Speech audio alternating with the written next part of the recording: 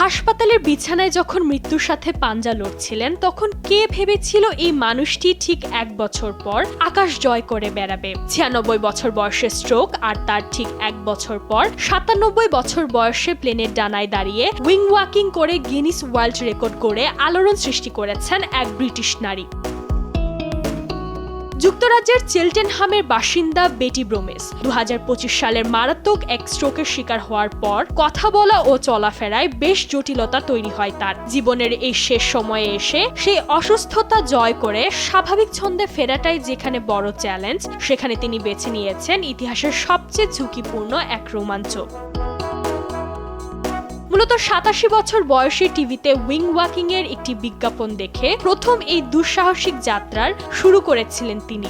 এরই ধারাবাহিকতায় গত 4 আগস্ট সিরেনচেস্টারের বিখ্যাত এভিয়েশন প্রতিষ্ঠান অ্যারো সুপারবেটিক্সের এয়ারফিল্ডে আরও একবার এই তাক লাগানো পারফরমেন্সে অংশ নেন বেটি। চলন্ত বিমানের ডানার সাথে নিজেকে শক্ত করে বেঁধে আকাশে ওড়ার এই অবিশ্বাস্য খেলা সফলভাবে সম্পন্ন করে 97 বছর বয়সে তিনি গড়ে তোলেন গিনিস ওয়ার্ল্ড রেকর্ড, যা অবাক করেছে খোদ ব্রিটিশ নাগরিকদেরও।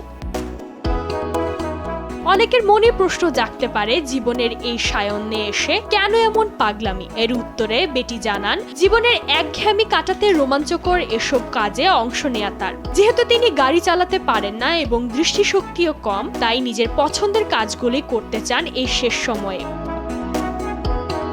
নিজের জেদ বা শখ ছাড়াও এই অভিযানের পেছনে ছিল এক মহৎ উদ্দেশ্য। 2025 সালে স্ট্রোকের পর যে হাসপাতালটি তাকে সুস্থ করে তুলেছিল, সেই হাসপাতালে স্ট্রোক ইউনিটের জন্য তহবিল সংগ্রহ করতে এই দুঃসাহসিক পথ বেছে নেন তিনি।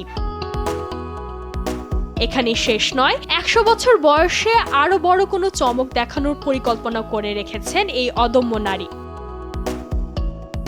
শারীরিক প্রতিবন্ধকতা বা বয়স যে মনের জোরের কাছে সম্পূর্ণ হার মানে, 97 বছর বয়সী বেটি ব্রোমেস তারই এক অনন্য নজির স্থাপন করেছেন। ইরশাদ জাহান, দেশ টিভি।